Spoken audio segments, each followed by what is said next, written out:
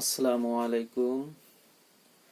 প্রিয় 19তম শিক্ষক নিবন্ধন 2025 শিক্ষার্থী ভাই বোনেরা, আপনাদেরকে জানাচ্ছি আন্তরিক শুভেচ্ছা ও অভিনন্দন। একটা চাকরি একটা সারা জীবনের প্রত্যাশা, একটা স্টুডেন্টের, একটা বেকারদের সারা জীবনের প্রত্যাশা এবং অভিশাপ মোচনও বলতে পারেন।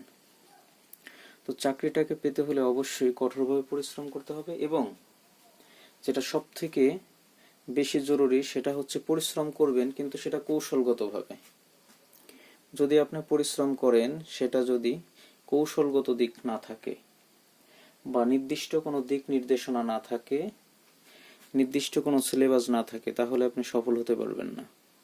এজন্য নির্দিষ্ট একটা গাইডলাইন দেখে সে অনুযায়ী আপনাকে সামনের দিকে এগোতে হবে, যাতে আপনি কম পরিশ্রম করে বেশি সুফল পেতে পারেন। তো এজন্যই যারা কম পরিশ্রম করে বেশি সুফল পেতে চান তাদের জন্য আমার এই ভিডিও 19তম নিবন্ধন ইংরেজি সাজেশন নিয়ে আজকে আপনাদের সামনে হাজির হয়েছি, যেগুলো করলে আপনার নিবন্ধনে পাস মার্ক জানেন সবাই 40-এ। সো যদি 40 পেতে হয় সেখানে 50-60 সমস্যা নেই, কিন্তু আপনার পাস করাটা জরুরি। যেটা মূল খেলা সেটা হচ্ছে আপনার লিখিত, সেইখানে আপনাকে টিকতে হবে। তো এই জন্য পিলিতে আপনাকে জাস্ট পাস করলেই চলবে। আপনার 60 পেলেই হবে বা 50 পেলেই হবে, এই অনুযায়ী পড়েন নির্দিষ্ট একটা গাইডলাইন দিয়ে, তাহলে আপনি অবশ্যই অনেক এগোতে পারবেন।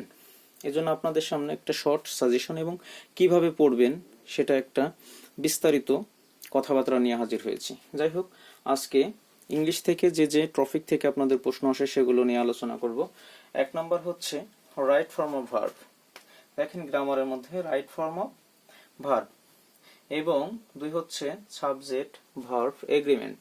এই দুটা যদি আপনি করেন এবং শুধুমাত্র অন্য কোনো দিক তাকাইতে হবে না, শুধুমাত্র 19তম নিবন্ধনে আসার যোগ্য যেগুলো সেটা হচ্ছে বিগত নিবন্ধনের যে প্রশ্নগুলো হয়েছে সেগুলো এবং প্রাইমারি, এগুলো ফলো করলেই হবে।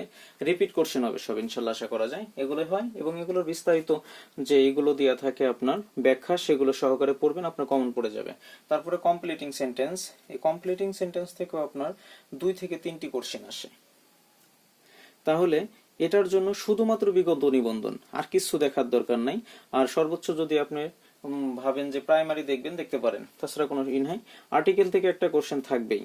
এটার জন্য শুধুমাত্র আপনি বিগত নিবন্ধনগুলো দেখেন, তাতেই কমন পড়ে যাবে। পার্টস অফ স্পিচ থেকে প্রশ্ন থাকে, সেখান থেকে আপনার নাউন, ভার্ব, অ্যাডজেক্টিভ ইত্যাদি। এবং নাউনের মধ্যে আপনার ওইখানে পার্টিসিপল থেকে থাকে, তারপরে হচ্ছে আপনার জেরান্ট থেকে থাকে। তো এগুলোর কিছু কিছু বেঁধে বেঁধে নির্দিষ্ট নিয়মগুলো পড়বেন, তাহলে যথেষ্ট হবে। তাহলে পার্টস অফ স্পিচ থেকে প্রশ্ন আসে আপনার জেরান্ট এবং অধিকাংশ সময় আসে হচ্ছে পার্টিসিপল। আপনি এটা একটু ভালো করে দেখবেন টপিকগুলো। তারপর ট্রান্সফরমেশন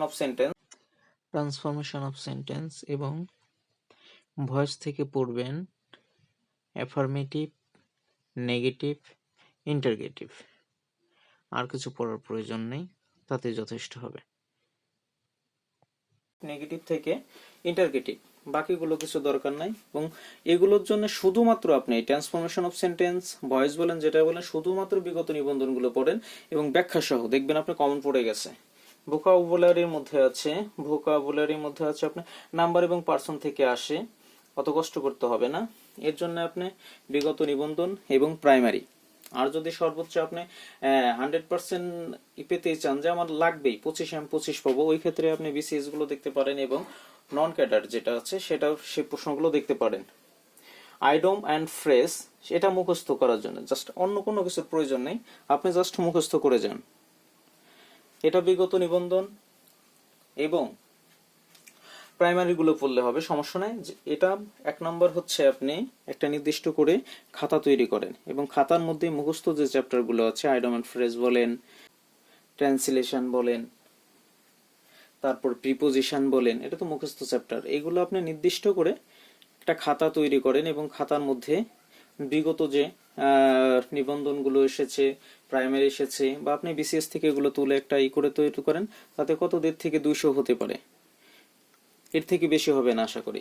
তো এগুলো করলে আপনার হয়ে যাবে, দেখতে হবে না। আইডোমেন ফ্রেজ করেন, প্রিপোজিশন এবং ট্রান্সলেশন, এগুলো শুধু বিগতগুলো দেখেন, আর কিচ্ছু প্রয়োজন নাই। আশা করি আপনার কমন পড়ে যাবে। যাই হোক, ভিডিও অনেক বড় হয়ে যেতেছে, তো বড় করব না। যদি পরবর্তীতে সাজেশন পেতে আমার চ্যানেলটিকে সাবস্ক্রাইব করুন এবং বেল আইকনটি টিপে দিন, তাহলে পরবর্তী ভিডিও পেতে আপনার জন্য সুবিধা হবে।